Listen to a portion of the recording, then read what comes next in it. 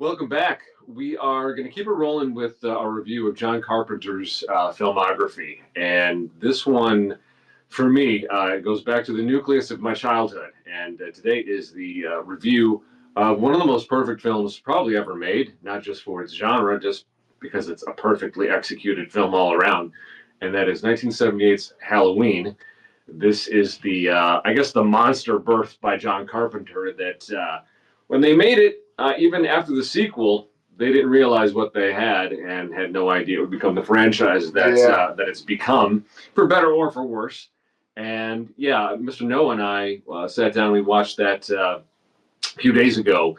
And every time I watch this movie, I'm just in awe of how perfect it is, from the casting to the score to every frame of it.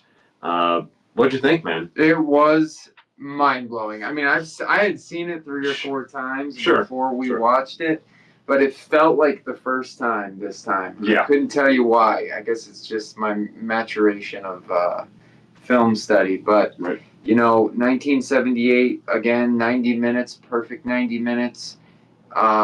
It is so good. It's like you feel like you're just getting to know each character.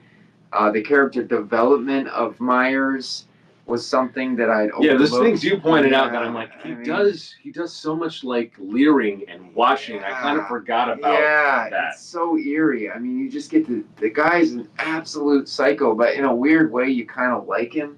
Yeah, it's great. It's compelling. Yeah, I know what you mean, but he is compelling to watch because I think people think they know. People think they know Halloween 1978 like they think they know Night of the Living Dead. And when you actually sit down and watch these movies, it's not wall-to-wall kills. It's not something happening, that's really gory every 10 minutes. Halloween is such a disciplined movie in that the pacing of it, which you'd think most people would find boring, but you're, like you said, you're compelled. You want to see what Michael's going to do. And he gets the mask and he gets the jumpsuit and he just kind of walks around and drives around town. And nobody is the wiser of who he is and what's going on, except for, say, Dr. Loomis. But it's an amazingly disciplined film, so that when you do get to the point where there are kills, it hits so much harder. Even when it's not like a modern movie where it's lots of gore and it's lots of super creative kills, it kind of happens. It's kind of shocking. I keep forgetting how many jump scares are in this movie, despite the fact that I've probably watched this movie every year since I was a kid. It always surprises me. I always forget one piece here or there, and then rewatching, I'm like, oh, So to Noah's point, the discipline in us almost being, well, several times, your point of view of Michael in the film, watching him watch people, and it's really creepy. So that when those kills happen, it's like this cathartic release. And he doesn't just watch them before the kill; he stares at them after the kill, which is just so ominous and eerie. You know? And again, not something that you get, I think, in a lot of modern horror movies. No, not at all. There's the genius of John Carpenter and how they executed this film. Again, you don't hear a word from Michael. You don't really. You only know what Dr. Loomis is telling you. There's this sort of eerie, almost supernatural sort of quality to Michael that they would explore in later sequels. But this movie stands on its own. It's the best one out of the 13. Absolutely, in my opinion. No, and that's Carpenter had no intention to really ever do the sequel, which he wrote and produced Halloween 2, didn't direct. But he was kind of a one and done type of guy. I think he only made one sequel to what he made the sequel to Escape from New York, which was Escape from L.A. Oh right. And people just savaged him for it. So he was like, screw you, I'm done. He's done everything he needed to do and kind of just did what he wanted after that. Few fun facts about this movie. It blows me away because this is such a monumental sort of benchmark of not just horror but of film. This movie was budgeted $300,000 to about $325,000. So little. Almost, not a lot when you consider what they did. They did a lot with this movie, all practical effects, nothing special. This was a homegrown indie film, the highest grossing indie film ever up until 1999 when Blair Witch Project would drop. Right. So on a budget of 300,000, they made $70 million over the course of, I think, a couple of years. Yeah. Because they only had a few prints of this movie that they literally trucked from town to town across the country. A lot of people don't know that. They would take it to, major cities across the country, and literally through just their sheer force of their will and driving, the word got out. Yeah, it was. About this movie. There was very little advertising in this movie. Very little. Indie films, for some of you that don't know, don't have marketing budgets because they don't have the frickin' money. Right. So there's no way to advertise this. So he literally had to just truck it from town to town. People would watch it. People were like, geez, you've got to see this. And eventually word got around, and they got their distribution deal, and the rest is history.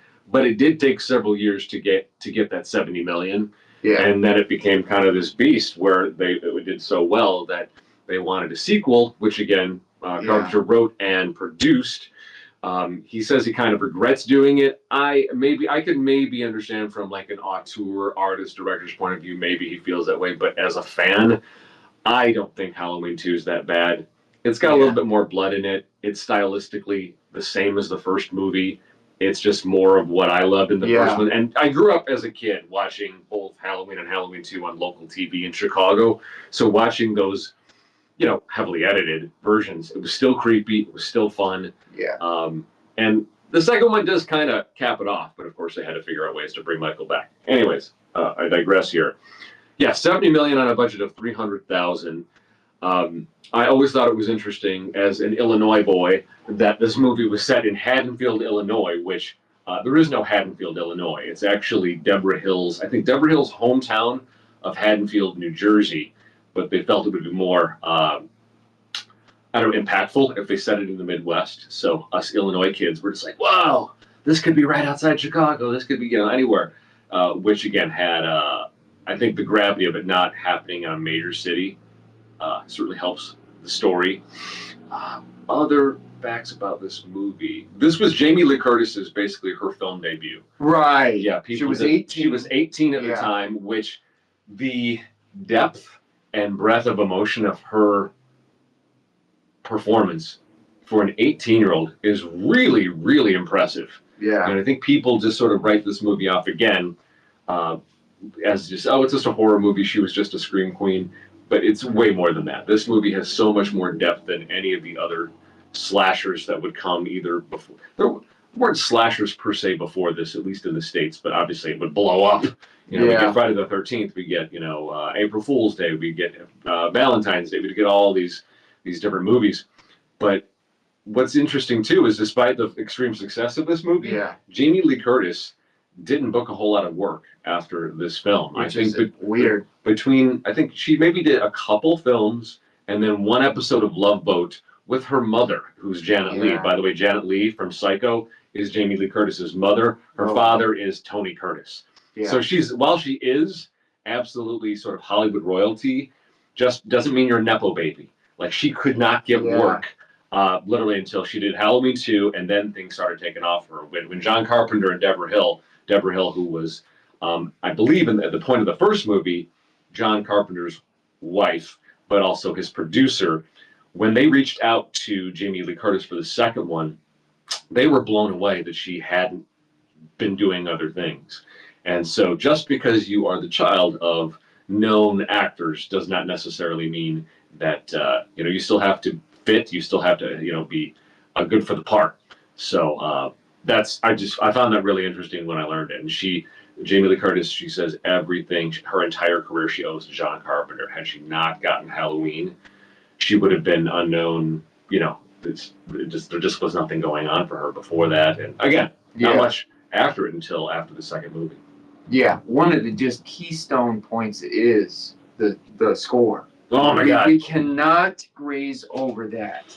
I mean, even if you don't know this movie, which is like you got to be living under a rock if you don't know this movie. Right. But the score is just, it could have just been that main theme song the entire movie. There is more music. Oh, the entire film is scored. Like you can go on YouTube or wherever right now and listen to the entire thing. Yeah. But he could have left it like with, I've seen horror movies that have no score. Yeah. And there's moments in the movie where it's dead silent. Right. And it works. But funny story, a reason John Carpenter even did the score. I guess initially when they first screened this movie, there wasn't that iconic, spooky John Carpenter synthesizer score, which is almost impossible to imagine this movie without that theme, without the punctuated synth, at the time of kills and jump scares. But when they initially screened it, it wasn't there, and I guess it didn't hit quite the way they wanted. And so on top of that, part of the reason I think initially there wasn't a score was because John Carpenter didn't have the money. John Carpenter wasn't an established guy. He had done Assault on Precinct 13 in '75, and just didn't have the money to do a score. So he was like, you know what? I'm a trained musician. His father was actually a music teacher at the university level in Bowling Green, Kentucky. I'll just do this myself. Like, you got to really admire Carpenter's gumption for his projects. So he just sat down and just did the entire thing himself, and the rest is history. Now it's hard to even think of a John Carpenter movie where he didn't score it, because it sort of really punctuates, what works, and he knows what he's doing as he's cutting and how he's shooting, so he knows how to punctuate those scenes with his music. But God, it's good. It's so good. I think that there's maybe a handful of movies in the late '70s that were doing synthesizer scores. One was Assault on Precinct 13, which John Carpenter did. You had 1977's Sorcerer by William Friedkin. You know what's good for you. Go watch that immediately. Yeah, immediately. Well, we just watched I just showed the fellas this weekend. Yeah. And God, an absolute masterpiece. Synthesizer score by the Tangerine Dream, which they did so many movies from the '70s through the '90s. But yeah, and then you get to Halloween with that spooky synth score. You can't go to a Halloween party, you can't go into a Halloween store without hearing that core theme. And yeah, it's just so interesting to me that these were just a bunch of kids in their late 20s from USC that just wanted to make a film and do something cool, and they end up making cinema history. I love stories like this. Yeah, truly. I mean, the score just gives you goosebumps. I listen to it. I mean, I'm also, obviously, I'm a weirdo and a big horror fan. I will listen to this score, the soundtrack, just for fun. I know it's only almost July, and I'm already celebrating Halloween. Yeah, I feel like this movie laid the blueprint for all other slashers. It did. It was really everybody. They saw what Halloween did on a budget of $300,000 to $70 million, and everybody in Hollywood's like, okay, let's. What happened here? Let's start writing right now. And you've got Friday the 13th, which again, the entire '80s was dominated by Friday the 13th films. You would get Nightmare on Elm Street. Yeah. You get at least 2 or 3 prom night films, which Jamie Lee Curtis did the first prom night. All of those movies, I think there were. Not that Scanners is a slasher movie, but the '80s would become the age of the sequel, the horror franchise, really, and that would not have happened without John Carpenter's Halloween. I want to talk about, again, going back to the cast. We talked a little about Jamie Lee Curtis, who was friggin' amazing. We got to give props to Donald Pleasance as Dr. Loomis. He kills that. Absolutely kills it. Donald Pleasance would go on to continue to work with John Carpenter. He would be obviously Dr. Loomis in the first 2 Halloween movies with Carpenter attached. He's in Prince of Darkness. He's in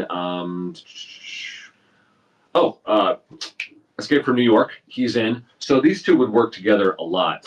Donald Pleasance was that type of actor that he would turn around and do super low budget kind of exploitation action films as a villain, and then turn around and be side by side with Richard Burton in a big budget film. The guy just, he just worked.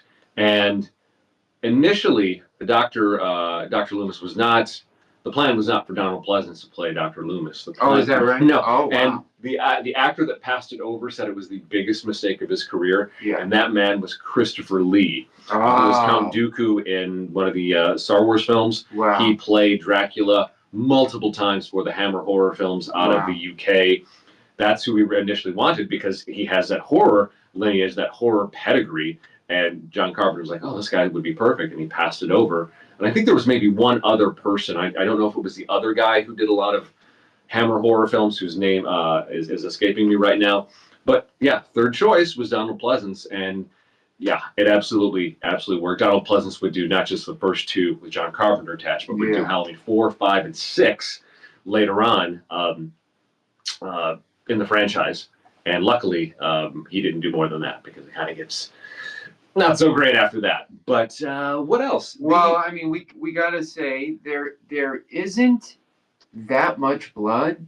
No, but it is bit. just a little bit, but it just quenches your blood need, your need for like action and blood in a weird way. It's so funny. It wasn't until I was watching some analysis of this movie, and exactly right. It's like there's no blood in this movie, and so Noah and I are watching this. There's a little bit of blood on a few corpses towards the beginning, right? But the point is, like, when people get stabbed or people get whatever, you don't see blood splatter. Yeah, it doesn't. You go to the sequel, there's blood splatter. Like that's people who are like really serious and deep into these movies will cite that as a negative for the sequel. I don't know. I still like the sequel. I think it's fun. I think it fits with the first one anyway.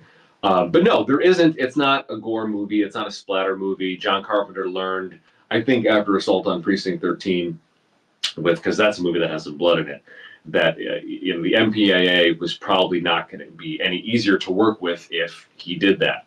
But I also feel like it was kind of like an Alfred Hitchcock type thing, where you see a little bit, but it's not about the gore. It's about the suspense. It's about the thrills. It's about the scares, and they just do this in this movie so effectively. I put this movie up with, again, the greatest, not just a great slasher, a great genre film, which it is. It's the best that there ever was. But it's just a great movie. It's up there with Jaws and Casablanca and, what is it? Citizen Kane. Oh. It's just, in terms of just pure execution, these movies, it's right up there with that. Also the way it's shot. I mean, speak on that a little. Shot on Panavision with anamorphic lenses. We love the people there at Panavision. Yeah. Was it Steadicam? It kind of feels like. I don't know. Did they have Steadicams back then? I think they did. I'm still learning about camera technology. The way it was shot, it's not like, it's kind of like moving like as if you were walking as well. Yeah, well, there's a bunch of POV shots, like literally from the beginning. It's point of view. Yeah. But then that's the movie starts in 1963, flashes forward to 1978, and you have POV shots at the beginning, and you have it as the movie moves along, and so it's a little bit more. It kind of feels like you're somebody who's walking. Feels like you're in it. It feels like you're in it, which just makes it so much more fun. Yeah. So much more fun. Yeah. What? The iconic mask. Some for those of you that again might be living under a rock, aren't familiar with this movie, it's actually a William Shatner Captain Kirk mask that they found at the shop. They initially were thinking should it be a clown mask, should it be something that's darker, and they're like, no, it would be too much. And I guess one of the costumers found a Captain Kirk, which if you look at it, it kind of does if you ever watch the old 1960s Star Trek series with William Shatner, it does kind of look like they messed up the hair and the shadows and stuff on film. You can't tell exactly what type of a mask it is, but little fun fact about the Michael Myers mask there. It's actually Captain Kirk from the Star Trek series. This film was initially titled The Babysitter Murders. Oh, really? Yeah, and I don't know if that would have hit as hard as Halloween. Definitely. Also, I don't know that it would have cemented itself as you can't think of the holiday of Halloween without this movie. And I think that retitling it was a brilliant move on their part. Yeah, I can't go a Halloween, season without watching this. Oh no, I love it. I love it. I'll watch at least the first one, if not the first two. I will give a nod to the 2018 sort of sequel that sort of erases all the sequels. Right. Just 78 and 2018. Jamie Lee Curtis reprises her role as sort of a traumatized Laurie Strode. Yeah. And well done. Really well done. Yeah, that was a good one. But if you haven't seen this, you have to see it. Yeah, and again, I really feel like this movie, and real film lovers will agree with us. Yeah, it stands on its own. You really don't need more than this. This is where John Carpenter, those of you that are huge fans of him, like I am, I worship the altar of this guy's work. He would begin with this movie to give the cliffhanger ending. Yeah. Not that I'm spoiling anything for those of you that haven't seen it, but basically from Halloween on through, I'm trying to think what was the last one that I saw of his. Like basically through 2001's The Ghosts of Mars. So through at the tail end of the 70s, through the 80s, and through the 90s, he would give us these sort of non-endings where like there's one more, like at the end of Big Trouble in Little China. There's like at the end there. Yeah. He would do that with all of. He didn't quite do that with like Assault on Precinct 13 had an ending, and it was a great ending. Mm-hmm. But it would be Halloween and forward where he kind of, because again, he's also dealing in the horror genre for most of these films, with the exception of Starman. And it just would be like, oh God, and he always left you wanting more, and that's exactly what he did with Halloween. But what little did he know that by giving us that ending, he would birth this monster of the Halloween franchise with, unending sequels. So yeah, that's that. This movie, whether it's July or it's October. This movie is it's just fun to watch. I think this is something, if you're one of these people that's just bored with what's out there, the truth is there's a lot of great film out there. It just might not be hitting your local theaters. Find your indie movie theaters, look for interesting stuff. Tubi has a lot of great stuff. This is just a fun movie. It's a well-executed movie. It's a movie that I can't stop watching. Yeah. I can't stop studying. There's so much that I want to pull from this movie for my own projects. But yeah, this guy really set the standard for sort of the spooky aesthetic, the horror aesthetic. Again, set the standard for the slasher genre. But again, this movie's more than a slasher film. It's just something crazy happened one night. He sort of drops you into the lives of these people, of this young woman and her friends, and Dr. Loomis and the sheriff, and and then wild shit happens, and then he pulls you out, but there could be more. You just, the way he ends it, it's like, we could have 10 more minutes, or I don't know, another whole movie after it. But yeah, this was fun. It was fun watching it with you, because I really felt like when I watch it with somebody new, it like adjusts my lens. Yeah. And Noah's offering, it's like, oh, it was interesting how he did blank. I'm like, yeah. Oh, I never thought about that, or like I hadn't noticed, despite watching this movie for so long. There is one piece in it that I'm not going to say because it would spoil it, but it really quenches your need. Yeah, some of these kills are like there's one. There's actually, and I completely forgot about it until it happened. There's one kill in this movie that really. I'm like, Michael, you son of a bitch! Really? Yeah. You had to do that. Yeah. But again, beyond that. Just fantastic film. And also, it's really realistic. Like a lot of scary movies that you see these days, like, oh, that wouldn't happen in real life. They would have done that, or they would have done that.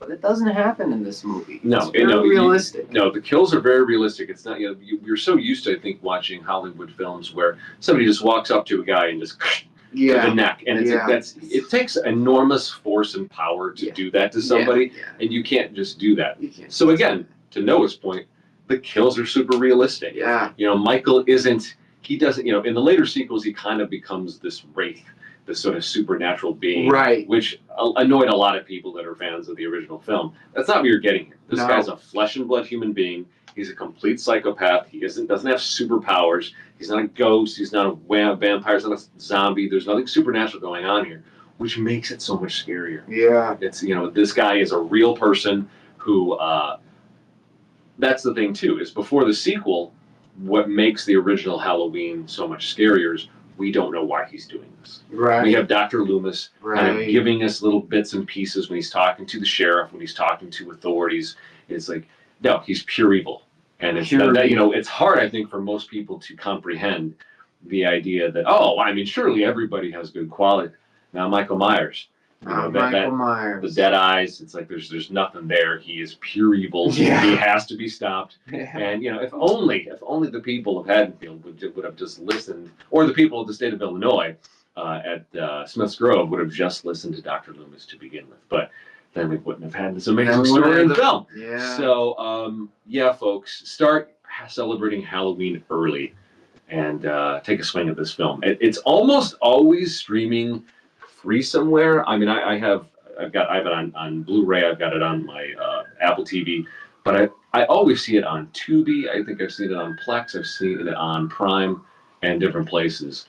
So yeah, just type in Google Halloween streaming, or start buying DVDs again, guys. I can't stress this enough. This industry is imploding. Yeah. Indie filmmakers, don't make money on anything anymore. If you guys if we can all get into the habit of owning physical media again, that might help out.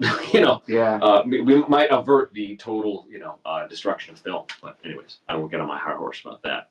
But this was fun, man. Yeah, Really, this really was. I honestly think it might be my favorite definitely my favorite slasher, but it might be one of my favorite. It's one of my top 3 horror films. Yeah, ever, top 3. I think, without a doubt. Top 3. Yeah. But yeah. Check this out. Check it out soon. Start celebrating Halloween soon, and we will see you guys in the next one. Take care. See you guys next one.